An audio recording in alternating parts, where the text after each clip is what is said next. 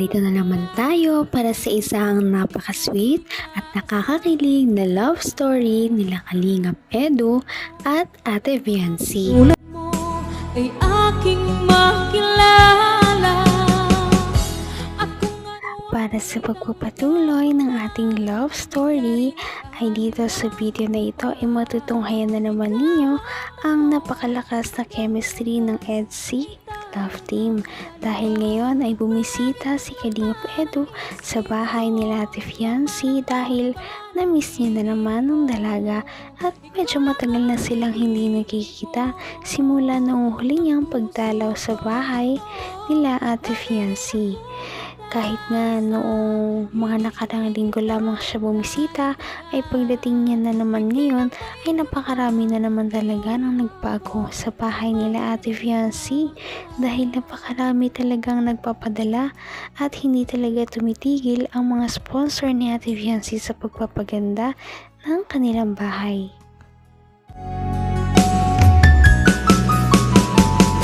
Ang nais ko lang At yan, makakatulong rin talaga yun sa inyo, no?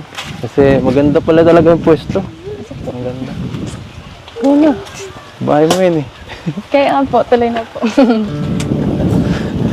Talaga to. So, walang tao dito. Meron po ba? Sila mama mo? Magad lang ako. Yan. Ano ba niyo po Magandang, pagyanan? sige lang po. Magandang hapon po. Bless po, Nay.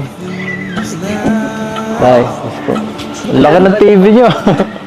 Ganda ng TV nyo. Si Ma'am Ana po atay. Grabe. Mas malaki pa ang TV nyo sa amin. Ang ganda. May sopa na rin pati, oh. Upo ka. Kuha muna. Magpintuhan muna.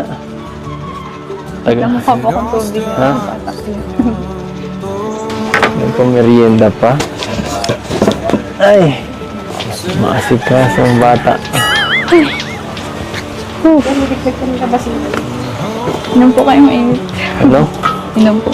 Sige na. Ikaw nga, kumain ka na dyan. Oh, kumain ka ng pagkain. Pinaganda kita. Joke lang. Sobrang ano dito. Daming alaala dito. Magandang alaala. kung ano ako'y tanggap mo na. Hindi ka rin nag-alala.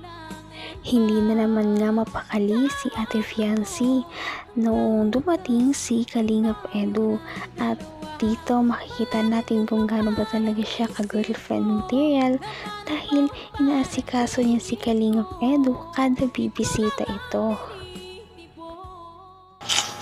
Daming alaala dito. Magandang alaala. Alaala natin, no? At grabe. Mamiss ko dito. Alam mo yun. Palagi tayo ditong tumatambay, no? Diyan sa may tabing dagat. Pwede naman po itong ano, bisitahin. Kaso ang layo. Talagang sadyain. Kaya siguro bihira na, no? Kahit kayo. Pag nakalipat, mahihirapan na kayo pumunta dito. Sa inyo, ito ano? Sa inyo talaga to? Hindi, nakikitira lang, no? Ito pong lupa hindi po. Pero kung ano naman, kung gusto mo pumunta dito at magtambay, no? Pwede naman magsundo, magsundo ako. Para unwind ba? Siya nga pala, maiba tayo. Kumusta yung pag-miss mo?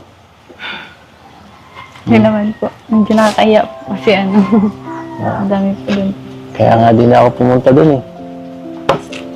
At pinoprotektahan ko ang sarili ko. Siyempre. Ayaw masakta, no? Bakit naman po?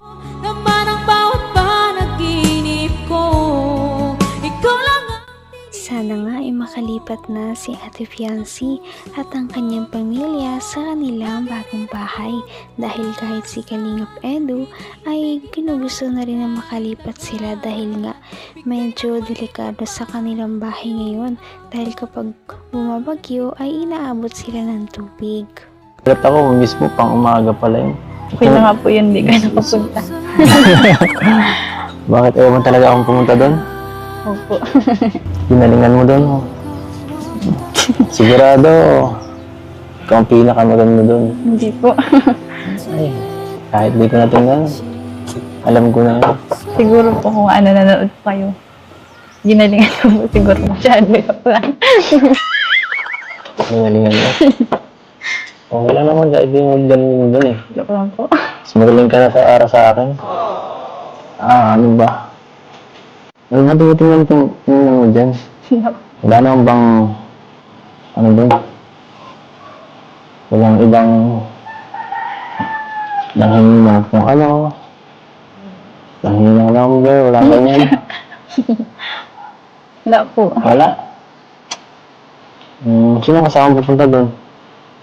Yung ano po, yung escape po, tapos yung mga... Akala ko mga players. Ayaw po, yung parang ko din po yun, syempre.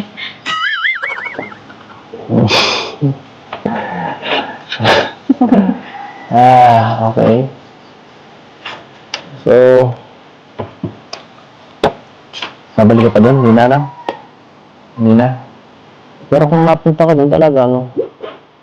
Sabihan mo ako para at least Hanggang wakas ay tayo ng dalawa. Palagi kang naman Napag-usapan nga nila ang pagiging muse ni Ate Fiancee sa kanilang barangay dahil kinuha siya bilang maging representan ng muse sa kanilang sariling barangay at ilalaban din sa ibang muse ng mga kabilang barangay. Dahil sa sobrang ganda ni Ate Fiancee ay nagiging panlaban na siya sa iba. nagsama ka manood na para alam nila. Alam nila.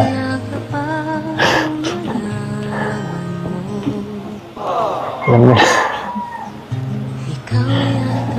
Ay, nako. Siya nga pala. Tungkol dun sa ginawa ko nung nakaraan, no? Nakarang vlog. Tumalon ako sa bangin. Joke. Siguro naman, naniniwala ka na, no? Grabe. Ginawa ko talaga yun. Para sa'yo. Alam mo, sa'yo ko lang yung ginawa. At sa'yo ko lang din talaga yung gagawin. Kasi iba kayo. Ibang iba. Oh. Wala man pa akong pinagkaiba sa ibang bahay. Ikaw yan eh. Ikaw yan si Beyonce eh. Mabait. Saka napaka... Natamad pa ata ng bahay. Hindi. Napaka ano mo. Maalala. Kung papansin nga ninyo sa ating nakaraang video, ay mapapansin ninyo na si Kalingap Edo ay naglakas loob na tumalon sa ilog para lamang patunayan kay Ate Fiancee ang kanyang tunay na nararamdaman. At kung gusto niyo itong mapanood, ay nasa ating nakaraang video lamang ito. Napaka-sweet talaga nila at napakabait ng tambalang ito kaya maraming sumusuporta. Kaya naman sana ipatuloy natin silang suportahan at mahalin si Fiancee, si Kalingap Edo at ang Kalingap team. Yun lamang at maraming salamat sa panonood. Abangan natin kung magkakatuluyan ba talaga si Kalingap Edo at Fiancee. Hanggang sa muli! Bye! Ngayon'y abot